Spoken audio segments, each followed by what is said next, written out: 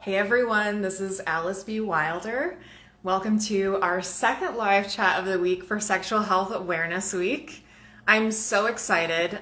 Today we are going to be doing a talk with, I'm going to get them on here in just a second. And I'm so excited. We're going to be talking about vulva confidence. Hang on one second. Michelle, are you in? I'm here. Awesome. Great. Let's see if Sara jumps in. Hopefully it works. Wonderful, wonderful. I hope everyone's having a great hump day. Awesome. Yay. Okay, perfect. We're all here. Hi. So as I said, this is our second chat this week for Sexual Health Awareness Week. Welcome to the Genital Electric channel, where we talk about everything from genitals to sex and pleasure and kind of everything in between. I'm excited today to have Michelle and Sara here. I'm going to let you two introduce yourselves so that you can say in your own words what it is that you do. Sure. I'm Michelle Renee. I am a surrogate partner, professional cuddler, intimacy coach, but some of my most important work is facilitator, co-facilitator with Sara here, doing vulva confidence classes here in San Diego. Awesome. And I'm Sara Glass. I co-facilitate with Michelle the Vulva Confidence class. It's amazing and I love it. And I'm also a fine artist and a healer. Super cool. Very, very cool. Well, thank you both again for joining me today. I so appreciate you being here and I'm excited to get into this. So I first want to know a little bit about your Vulva Confidence workshop, how you two came up with this, how you decided this is the path you were going to take, and how you ended up loving your vulva. Well, I love telling this story because it's fun. Well, first of all, I took Betty Dodson's body sex workshop in November of 2014 as part of my own personal journey to get in touch with my own sexuality post a toxic, especially sexually toxic marriage that I had gotten out of. So that was part of my personal journey. Went and met Betty Dodson. I can say I masturbated with Betty Dodson. I can get the t-shirt, I came with Betty Dodson kind of thing. And to be in a space with at that time, 85-year-old woman who is multi-orgasmic, literally right next to me, was pretty freaking magical, right? She's kind of a rock star sex educator. And then fast forward, at that point, or I meet my boyfriend, my current, I guess, fiance, and he moves to San Diego. We were living in West Michigan at the time. And I was polyamorous. I wasn't very good at poly. Let me just state that. I thought I was very polyamorous, and I don't think I'm that polyamorous. I'm sitting at breakfast with my other partner at the time, and I get a text message from Paul he is literally in a hog tie in a living room. And I go, oh gosh, I turn to Kyle and I go, he didn't get there on his own, did he? And he's like, no, sweetie, he did it. Because he just knew how much I struggled with this like sharing thing. And then Paul sends me a text, is like, oh my gosh, you have to meet Princess Sara. She's amazing. And I'm like, oh fuck. She's a princess too? Like, this woman is gonna be a nightmare, right? And I just like dreaded it. And then the next month when I came out to visit, I got to come to a house party here at the house where I currently live with Sara, and we got to meet and we instantly bonded over our desire to teach or to support women in learning to love their vulvas. That we just like ran with it from the moment we met each other. It was like, oh my god, I want to do that too, and we've been like best friends ever since. Amazing. It's fantastic. But yeah, Betty Dodson really helped me learn to appreciate my vulva, taught me how to, I didn't really masturbate much before taking her workshop. Mind you, I was 38 years old at that time. And so I learned how to masturbate and feel good about it. I learned to love my vulva. Those two things really changed partnered sex for me. Before that, I was hesitant around oral sex. I had these messages about my vulva that my labia were too large and when somebody would be like, wants me to send them a sexy picture, I would cringe of like, why would anybody, when they meant sexy picture, they meant a picture of my vulva. My internal dialogue was, why would anybody want to look at it? Why would anybody want to spend time there? And just for me to get to that first place where I remember sending one of those pictures, well, I took one for myself and I went, oh my gosh, it was the first time that I loved it, that I was like, oh, look, she's so pretty. And then I like sent it to all my friends and I got this positive feedback loop of like, she's so pretty. And like that changed how I showed up in partnered sex. Like when I work with a lot of men, and when I hear them say that their partner is hesitant around oral sex, the first thing I ask is like, how do they feel about their vulva? Because if you don't have a positive view on your vulva, how do you let somebody pleasure you there and not be in your head and like putting up, emotional walls around that? So that's kind of my story around my vulva. Sara, do you want to share yours? Yes. Okay, so my childhood and the first 25 years of my life were a lot of people just touching me and violating me in many ways, and I didn't have any boundaries or no, really. And I started going to cuddle parties, and it taught me how to say no, and people just said thank you. So that gave me a ton of power. I noticed I didn't have a strong relationship with my vulva when I started exploring more into different communities, and I was very self-conscious of my labia, and I wanted to get her trimmed down some. So I went to a doctor, and they told me I'd lose a little bit of sensation, it would change the shape and all this stuff. And I'm like, well, I never really learned how to appreciate her for who she was. But as I was walking out, the receptionist recommended that I do a 28-day mirror challenge and look at my vulva every day, not with the intention of getting off, but just looking at her like, a 5-year-old and just like playing with her lips and looking at everything. And then by a couple days in, I was like, wow, she's really beautiful.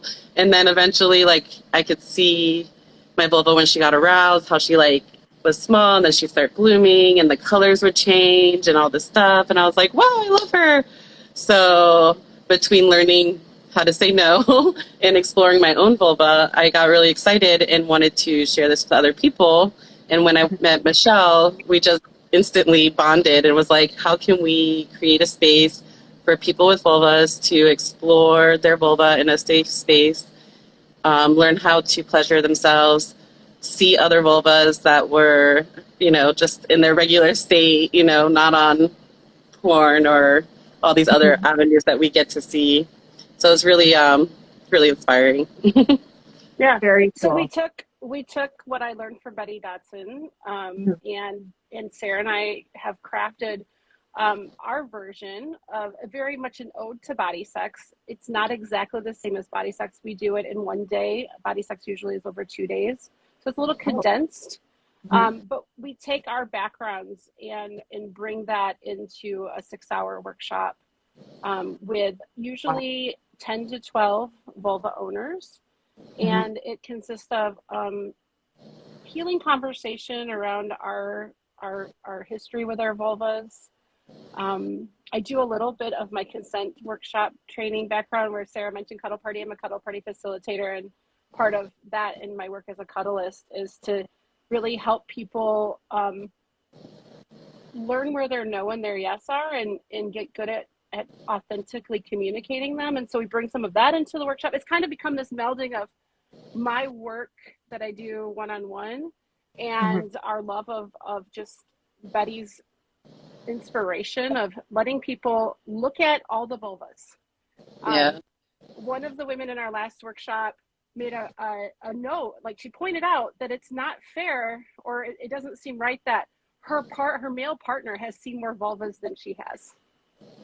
Right? That's not so true. That shouldn't be the case, but that is so often the case. And so we let everybody get a good chance to, we call it genital show and tell. We sit each participant down in front of a mirror. We help them walk through and understand their anatomy. How many vulva owners do not know what a vulva is? They refer to that area as their vagina. And the Yeah. vagina is just one part of the vulva. And so we walk them through all those parts of themselves, help them understand how their own vulva looks and what each part means and what it does. And then we take them through one of Betty's favorite masturbation techniques called the rock and roll. We help them learn that technique, whether it's their technique or not moving forward, that's up to them. But we take them through, and then we get the lovely experience of getting to masturbate in a circle with all this incredible energy. And it's a little bit, this is not a freshman class. This is kind of like jumping into the deep end for some people. But the discomfort is where you grow. And Yeah. this is a totally nude workshop. And so it's interesting to watch these people show up and really push their edges just enough to be uncomfortable, and then find how comfortable they become without even realizing it's happening. Do you have anything to add, Sara, about that? No, that's perfect. Well, thank you for sharing your stories. They gave me chills just sitting here listening to that.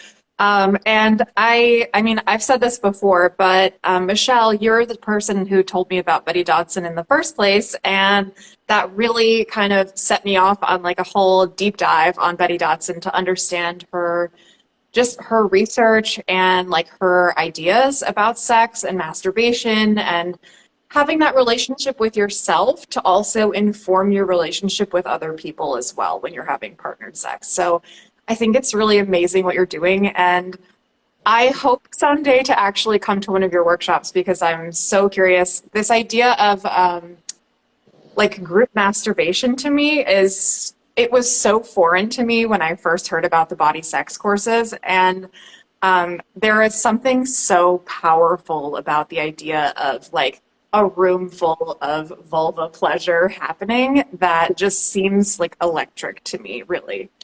So I would love to know from you both. Well,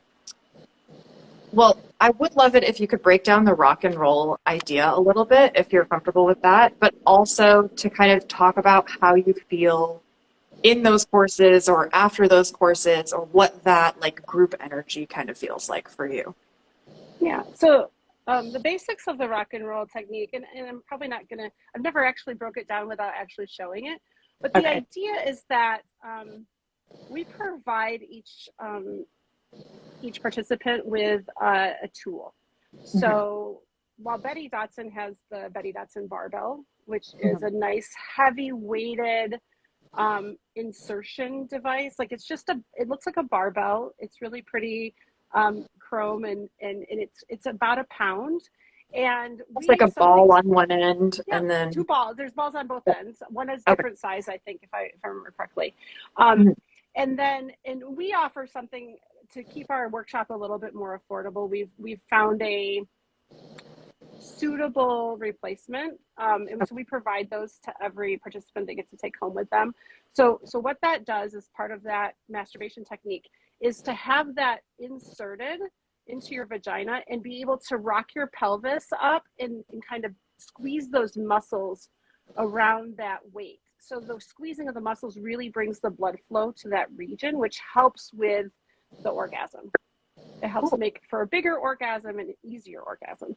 So the rock and roll is like a squeezing, tilting motion as you're doing clitoral stimulation.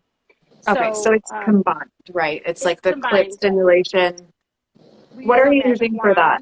We use magic wands, but any of the point I think that I learned from Betty is it's really helpful to separate those two toys. So like while I used to use a rabbit type vibrator a lot, where you have the separate like little clit stimulation and then you have the insertion part, this separates them. And so and with the weight is really important.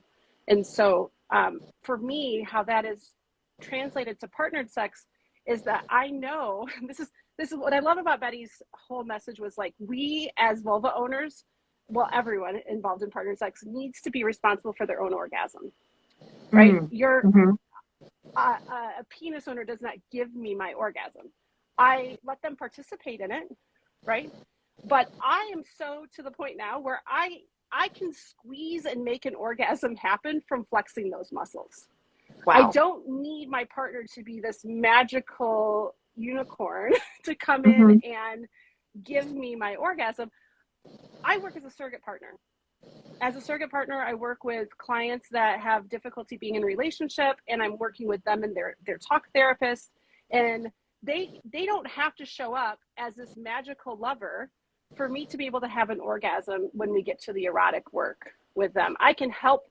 I'm very much an active participant in that myself, and I will give most of that credit to this rock and roll style of masturbation because I've built, well, I already had strong Kegel muscles. Being able to practice like the flexing of those muscles to pull the orgasm together has been so helpful in my experience with partnered sex. Does That's that explain amazing. it enough?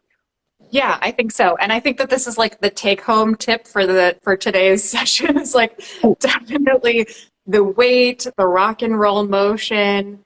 And I think separating those toys, like you said, I hadn't really thought about that, but I also separated that in my own practice and found that I was able to focus on the clit stimulation on one hand, but use like a heavy glass dildo for the internal. This is what we use. Yeah. Okay, cool. This is called the energy contour, I believe. But it's a hard plastic, but a glass one would work well too. And it still has the weight to it, right? It is just about, I think it's just over a pound also. That's what I looked for when I was looking for something that, this runs like $40-$50, where the Betty Dodson's barbell, which I also have from taking the workshop, is $135, I think. So this just made it a lot more when we want to give these to people. Right. This kept our overhead, lower, but still got the job done. Perfect. Sara, did you have anything you wanted to add to that? Not on the rock and roll. I mean, even with learning how to do like a self vulva massage and play and tap and, flash the lips, and can also bring all the blood flow to the surface.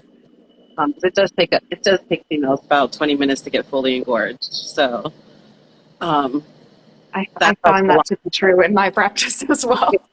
Like 20 to 40 minutes, like we'll get most of our blood flow there. But sometimes I don't even want anything inside of me until I'm like ready, Yeah. So sometimes just do the external stimulation and then add in the rock and roll once I get fully aroused.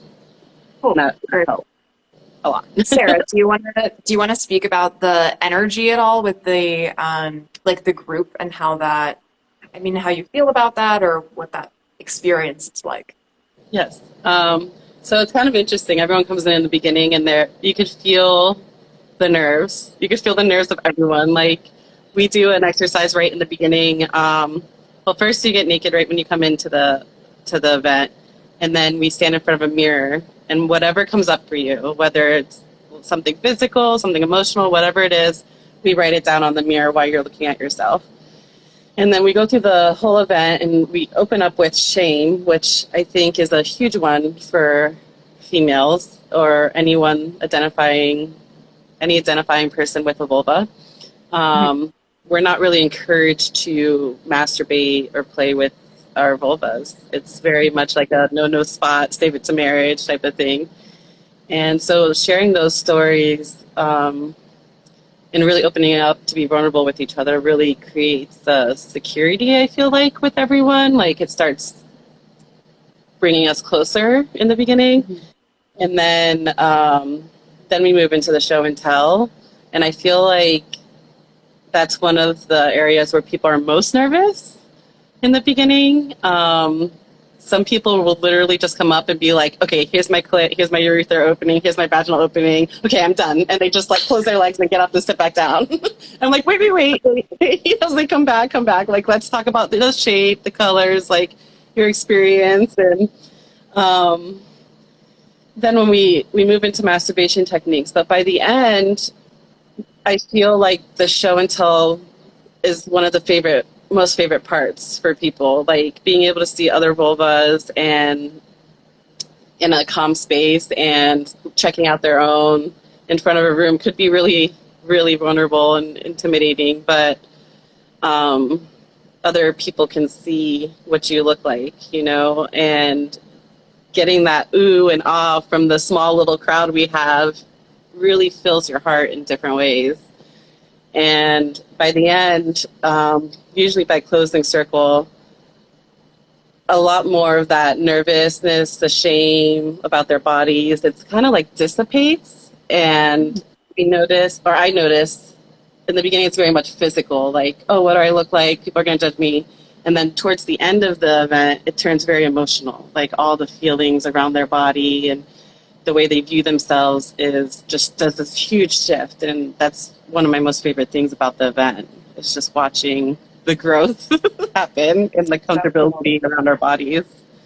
Yeah, that sounds amazing. Do people walk out with like a glow? Do you feel like they're like, Everybody's glowing by the end. You can't, and you can't be not. You are a different person when you walk out that door than when you walked in that door. There's no way that you're not. Like, it's just impossible to not have had some kind of growth in that space. Even as we do it over, I mean, we've done this workshop 4 times, Sara, 3 times. Yeah, 3 times.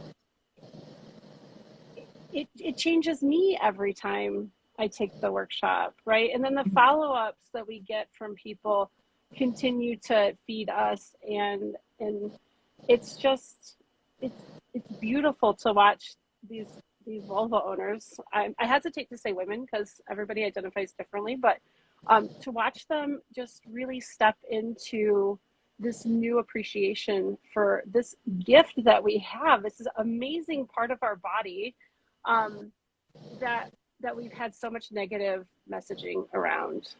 Right. And to really just love that and love the differences. And I mean, there's not 2 that look alike. Mm-hmm. And they're all beautiful. They are all beautiful. It's gorgeous.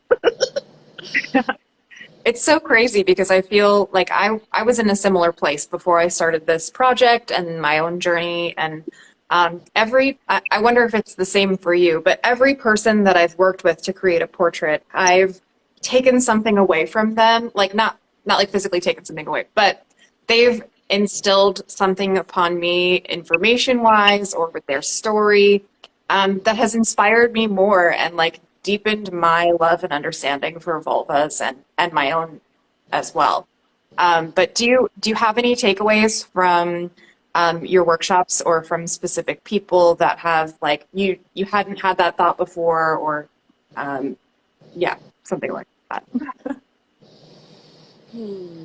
Well, definitely the person that pointed out that it was unfair that their partner had seen more vulvas than she had. That was really like an aha, a big like yeah, you're right. Oh my gosh, I hadn't really thought about that. That does not seem I don't know, like appropriate, right, fair, Right. Like all these things. Like we're so our because we don't have genitalia that is so outwardly visible like a penis. Mm-hmm. We're not in a position to check each other out ever unless you happen to be in a same-sex sexual relationship. It's just not something that we get the opportunity to do. Yeah, completely feel that. Like you were saying before, I feel like the personal stories we hear about people's journeys and where they've been with their vulvas, I feel like, I mean, that's like one of the most inspiring things. Like we all have different stories, but very similar, where it wasn't encouraged for us to explore ourselves and understand what we like. And our vulvas are part of our bodies. Like we wash our hands every day, or we scrape the dead skin off our feet, but we're not giving our vulvas the attention that it needs. And I feel like this workshop and hearing people's stories and giving them the opportunity to engage with themselves fully is one of the most inspiring things about this whole workshop. Or learning how to ask for what you need in sex. Yeah. Like coming out of this and going, oh, I need to actually require my partner to Mhm. make sure that I'm fully stimulated before we move farther into the sexual act. Like I can, okay, let's be real here. I can buzz off. Like I can just grab the vibrator. I can do it incredibly fast. That is not what sex is. Like that is Michelle getting ready for bed and needing to fall asleep, or Michelle like managing her stress levels. That is not like real pleasure.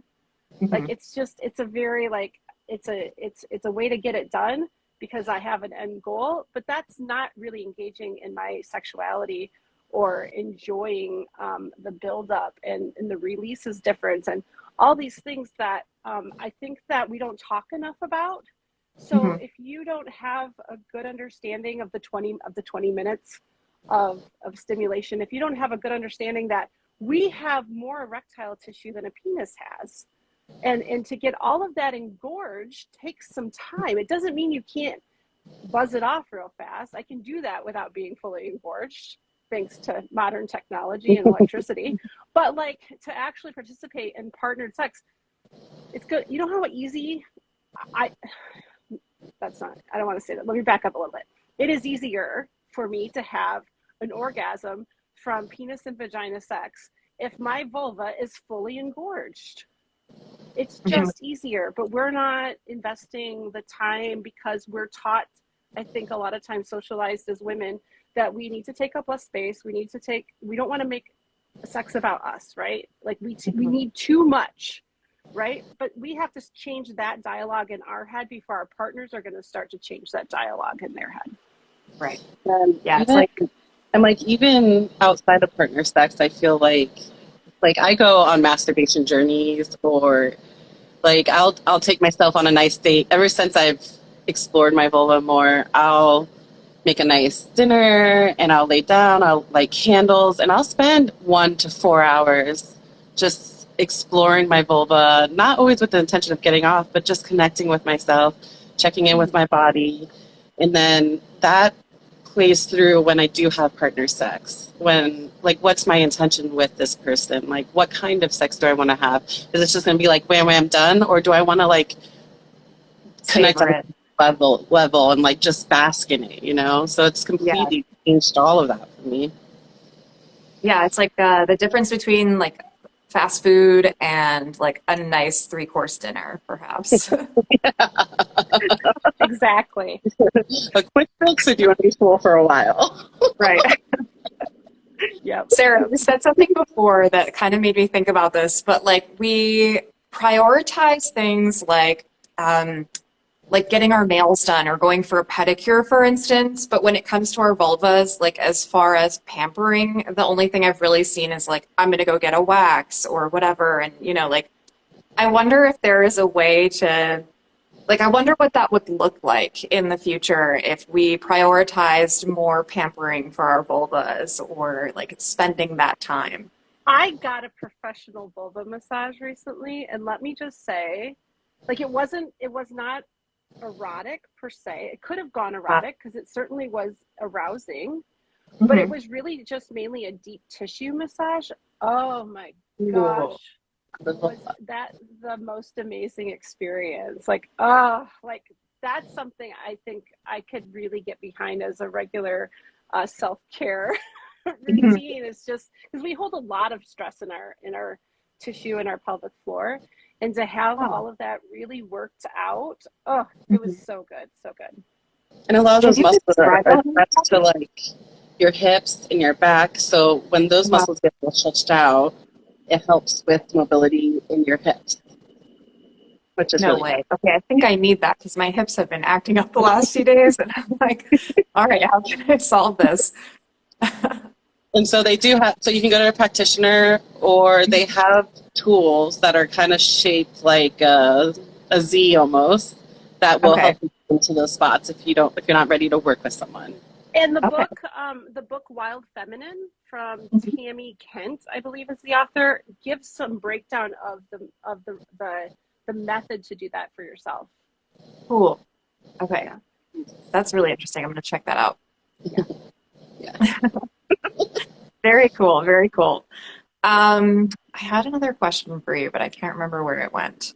It kind of fell out of my head. Um,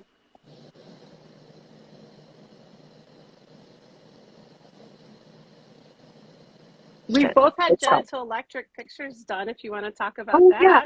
that. Yeah, let's talk about that actually. I think my brain just shut off That's for a okay. second. Um, yeah, let's talk about that because you guys are the first few people that I talked with actually after the process of what going through that. Because normally when I'm doing these portraits for people, it's all, through the computer. We're not really face to face having conversations or talking about the experience and how it goes afterwards, unless someone wants to write about it.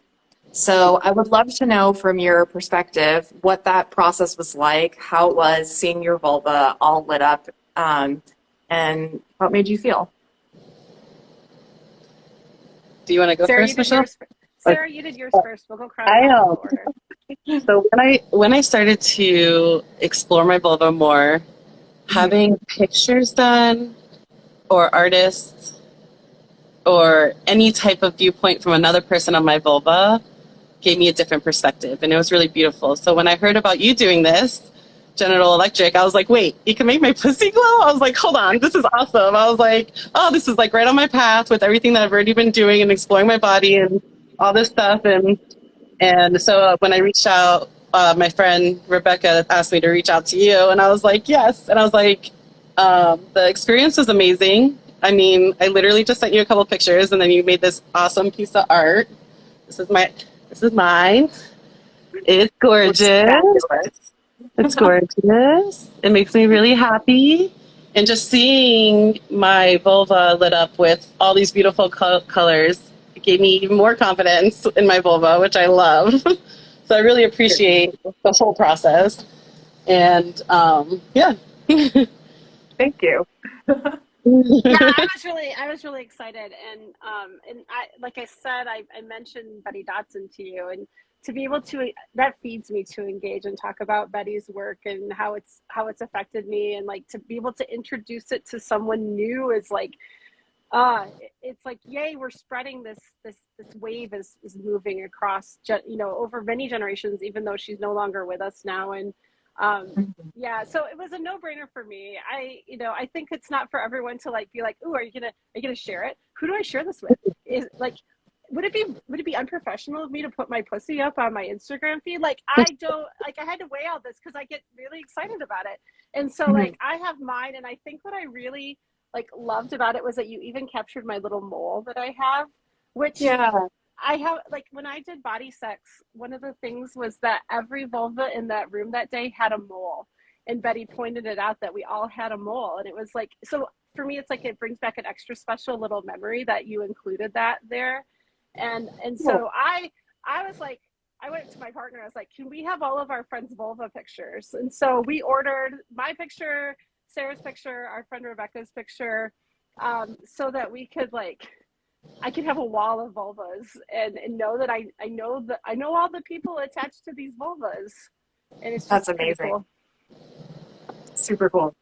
I actually, that brings me to another question because you said you had to weigh it out as a professional. Like, should I post this? Is this something that is appropriate? And kind of what is that like for you? Because I've had a lot of other people in the professional realm be nervous about sharing it, or like, what was that? What was that like? Well, I work in sexuality. That helps Mhm. immensely, right? I've already given up the idea that I'll ever hold a job that is like controlled by someone else. So that plays a thing for me, because it's an artistic representation of my vulva. I wouldn't just go plaster a selfie of my vulva on the internet like that. Um, Mhm.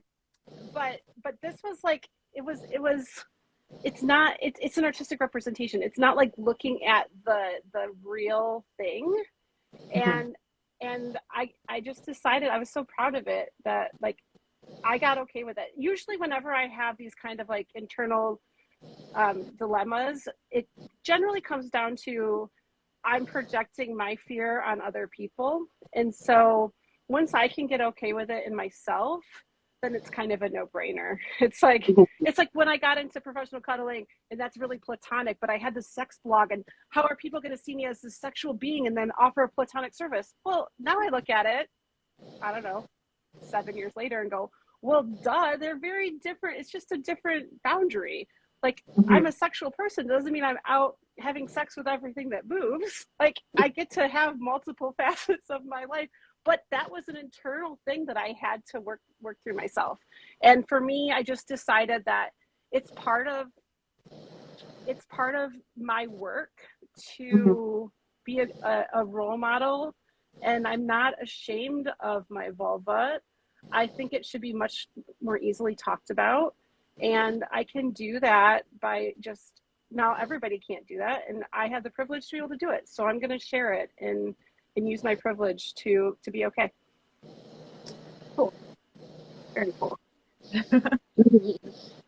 Sara, did you have any of that kind of boundary or like question to yourself as to whether or not you wanted to share your vulva portrait with people?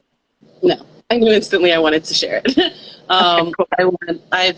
I inspire a lot of people to love their bodies in general, and I think talking and showing vulva, like my vulva might be plastered on the internet, so seeing it in art form has been beautiful, and I want to inspire other people to get even if it's just artwork done of their vulva, and then they can physically see the shape of their vulva throughout their house. I think that's a beautiful process and part of the growing experience, because we don't get to see our vulvas unless we stick a mirror down there, or we have an artist like you to show us the representation that they see of ourselves. So I think that's really important for society. Yeah, agreed.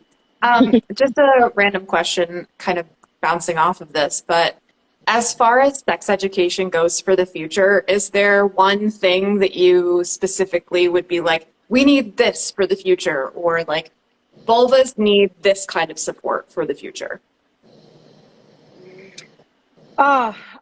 My There's pet, so many things. I feel like my pet project right now is talking about coercion in relationships and how much my sexuality was stifled because I didn't have a early education around bodily autonomy. And because I didn't have that strong internal stance that I got to control what happened to my body, I was unfortunately really unable to advocate for myself inside of my relationship and it was a young relationship. Like I started dating when I was 17. I don't think my ex-husband is a monster, but I think he was also taught by society and religion that, like, as a married couple, like, you kind of had needs that I was supposed to take care of. And I took on that messaging and destroyed my sexuality in that process.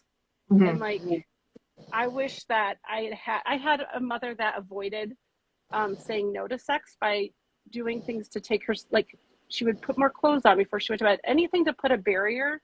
So I got that lesson of, like, you can't just say no, you have to do something to maneuver your way out of the situation.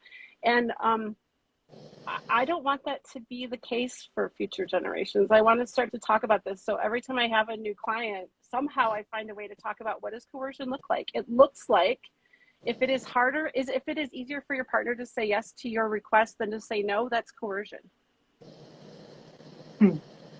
So if you aren't reading your partner's body language, if they're just showing up as basically a masturbation sleeve for you, that is not healthy sexuality.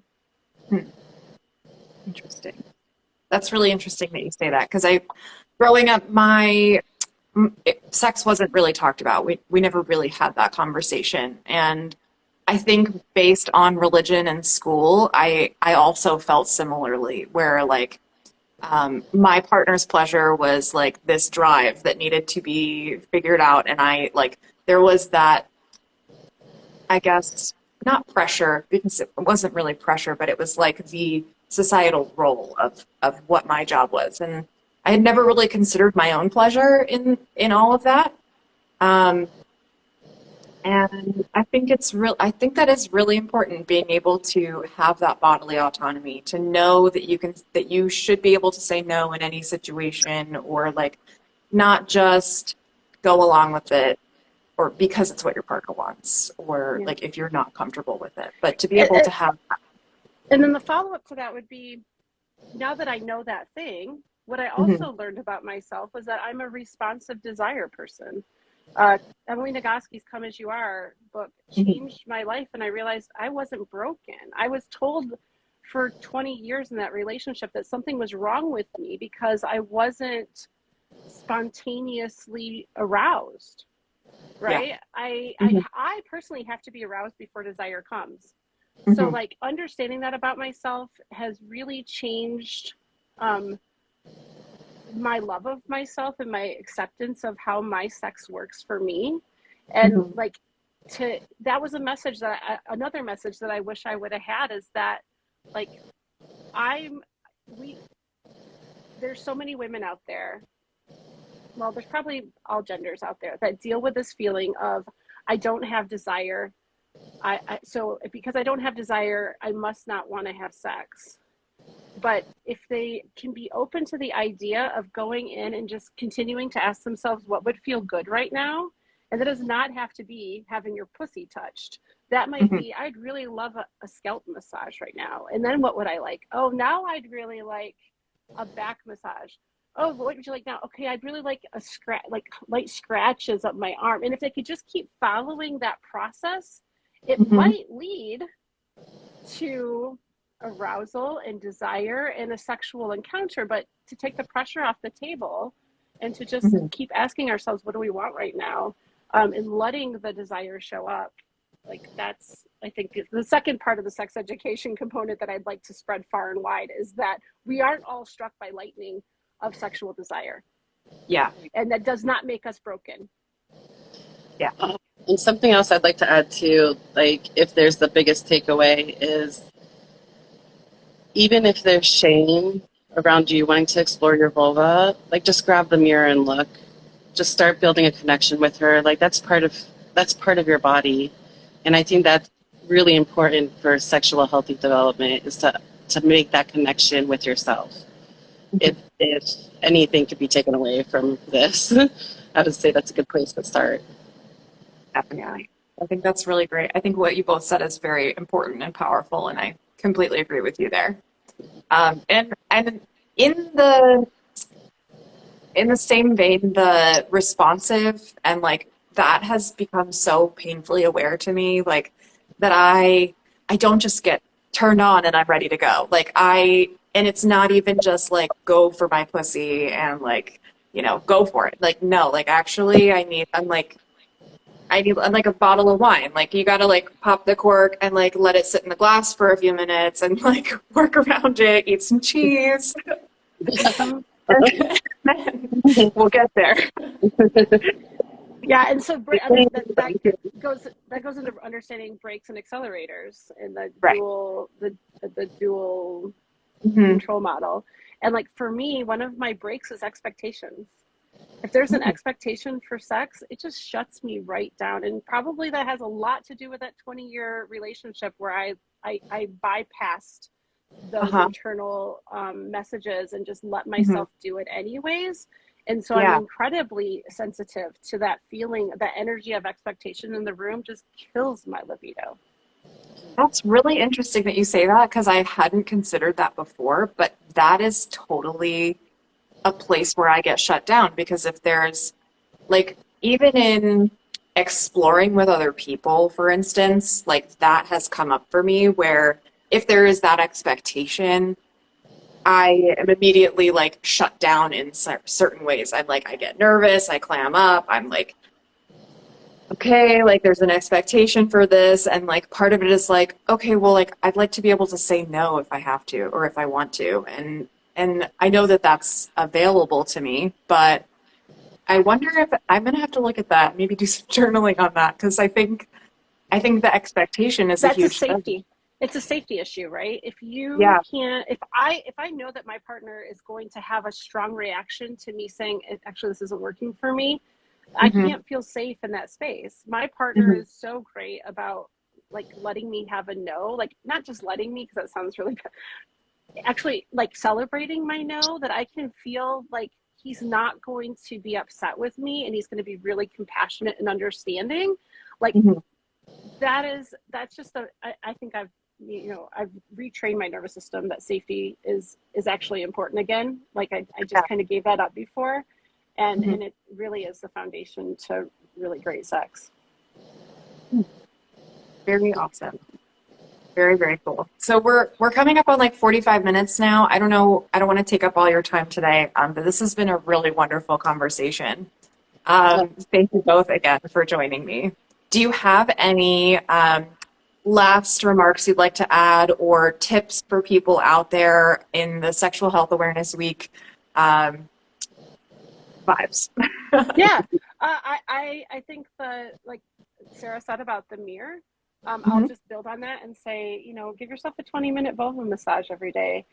It's not with a goal to orgasm, but just getting in touch with your vulva and getting the blood flow back to your vulva, especially if you haven't been giving her much attention. Grab a little bit of oil, like even like an almond oil or any kind of moisturizer, and just giving her 20 minutes of attention, because just touching her and thinking Mhm. about her and looking at her will bring the blood to that area, and that's the first step. Awesome. Sara? I agree with her. I agree with her on that. And like, take time to like explore your body and connect with yourself fully, not all of your parts, not just our hands and our feet, like Right. explore yourself. It gives you power, a lot of power in your life to know what you like and what feels good. Awesome. Awesome. I love it. I love it so much. I love you both. Thank you so much for joining me on this. This is really wonderful to talk with you. I'm sure we could talk for hours about vulvas. If you want to do this And again, I think we're probably both always happy to talk about this stuff. cool. Cool. I'm definitely hoping to do these more in the future. This is kind of like just the start of this. I'm very nervous getting on like live chats, but I felt like, okay, Sexual Health Awareness Week is a great way to like bust through this fear that I have. Let me just The like more you do schedule it, them all week. yeah, the more you do it, the easier it gets. Yeah, Yeah. absolutely. It was a Well, pleasure. it was a pleasure. So you're in San Diego. Do you want to just tell everyone before we get off of here where they can find you and how they can sign up Absolutely. for your course? Yeah.